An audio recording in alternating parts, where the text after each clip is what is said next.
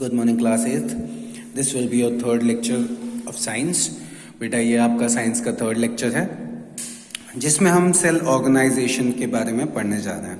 ठीक है, तो a unicellular organism is made up of a single cell which carries on all its life processes, but a multicellular organism is made up of many cells. ठीक है, so the cells in the multicellular organism are organized into different levels to perform complex life processes. तो unicellular organism बेटा एक ही cell से बनता है, तो वो सारे के सारा काम एक ही सेल कर देता है। ठीक है, लेकिन मल्टी सेल्युलर ऑर्गेनिजम्स जो होते हैं उनमें बहुत सारे सेल्स होते हैं, तो वहां पे हर एक सेल का काम डिवाइड कर दिया गया है कि ये काम ये वाला सेल करेगा, ये काम ये वाला सेल करेगा, है ना। तो इस तरीके से लेवल्स बना दिए गए हैं सेल्स के। ठीक है, कि कौन कौन से काम कौन कौन सा सेल करेगा। दीज लेवल्स आर, पहला है cells. The smallest living unit of the body is a cell. ठीक है, तो किसी भी मल्टी सेल्युलर ऑर्गेनिज्म में सबसे छोटी लिविंग बॉडी होगी उसे हम सेल बोलेंगे। फिर आ जाता है टिश्यू। तो टिश्यू क्या होता है? A group of cells performing a similar function form a tissue. For example, cells which form the lining of the skin constitute the epithelial tissue. ठीक है, तो क्या है आपकी वो चीजें जो एक जैसा काम करते हैं, जो सेल्स आपका एक जैसा काम करते हैं, वो आपका टिश्यू बना लेते हैं।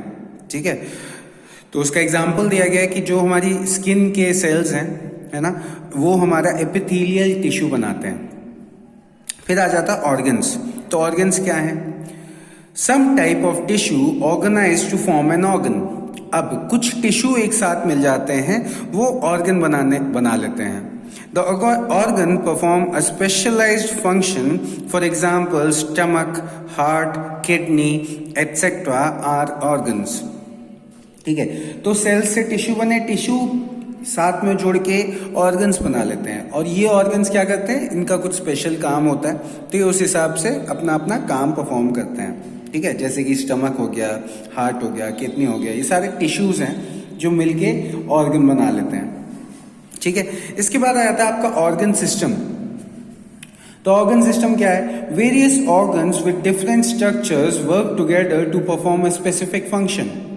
These organs form an organ system. ठीक है, तो हमारे अंदर बहुत सारे ऑर्गन्स हैं जिनका पर्टिकुलर कुछ कुछ काम होता है। अब जब ऑर्गन साथ में मिलके काम करते हैं तो उन्हें हम ऑर्गन सिस्टम बोलते हैं। ठीक है, जो भी ऑर्गन साथ में मिलके कोई पर्टिकुलर काम, ठीक है, कोई पर्टिकुलर फंक्शन करते हैं, तो उन्हें हम ऑर्गन सिस्टम कहते हैं। For example, digestive system, respiratory system, nervous system are some organ system.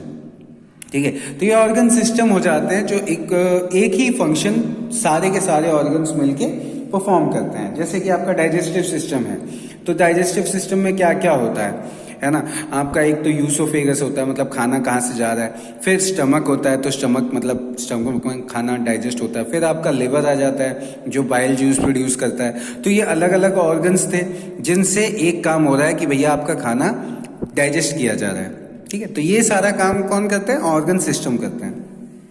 फिर आ जाता है organism. Various organ system in the body are organised to make an organism. अब अलग अलग ऑर्गन सिस्टम एक साथ जुड़ जाते हैं और वो एक ऑर्गेनिज्म बन जाता है। ठीक है, मतलब अलग अलग ऑर्गन सिस्टम जब एक साथ मिलके काम करने लगते हैं तो वो एक ऑर्गेनिज्म बन जाता है। ठीक है, फिर आ जाता है shape and size of cells. तो shape of cell, depending on their function, the cells show a variation in their shapes and sizes.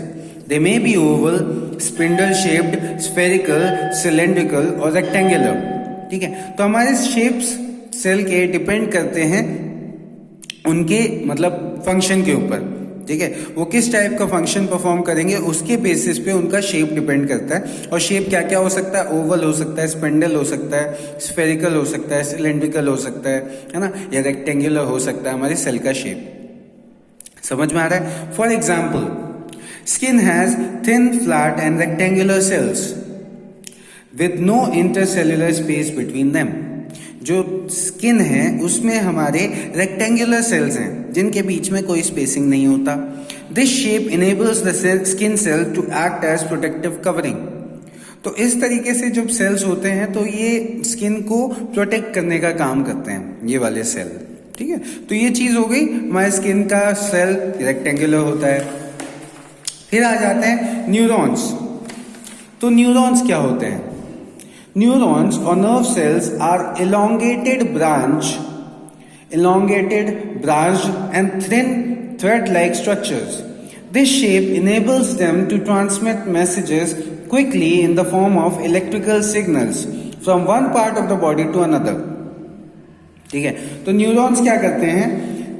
ये बेटा नर्व सेल का elongated है, ठीक है, elongated नर्व सेल्स है, branched and thin thread-like structures, मतलब जिनकी ब्रांचेस होती हैं, थ्रेड-लाइक स्ट्रक्चर्स होते हैं। ये देखो थ्रेड-लाइक स्ट्रक्चर्स हैं, ठीक है। न्यूरॉन्स को ही नर्व सेल बोलते हैं, ठीक है। और ये किस लिए यूज होते हैं? ये आपके मैसेज को ट्रांसफर करने के लिए, मैसेज ट्रांसमिट करने के लिए यूज होते हैं, ठीक है। समझ में आ रहा है? However, certain cells can change their shape. लेकिन कुछ सेल्स ऐसे भी होते हैं जो अपना शेप चेंज कर लेते हैं जरूरत के हिसाब से, है ना। For example, amoeba has no definite shape. Amoeba का कोई शेप नहीं होता। It keeps on changing its shape by giving out projections of various lengths known as pseudopodia, ठीक है। तो ये अपना शेप चेंज करता रहता है स्यूडोपोडिया की हेल्प से। मतलब स्यूडोपोडिया क्या है? स्यूडोपोडिया बेटा इसके फॉल्स लेग्स कहलाते हैं, और या फिर आप फॉल्स हैंड्स कह सकते हो, क्योंकि ये इसकी हेल्प से खाना खाता है, ठीक है। In the human body white blood cells can also change the shape. आप ह्यूमन बॉडी में आपके जो व्हाइट ब्लड सेल्स होते हैं वो भी अपना शेप चेंज कर सकते हैं जरूरत के हिसाब से, ठीक है। तो ये चीज हो गई आपकी कि जो आपके सेल्स हैं वो अपना शेप भी चेंज कर लेते हैं, ठीक है। फिर आ गया साइज ऑफ सेल्स।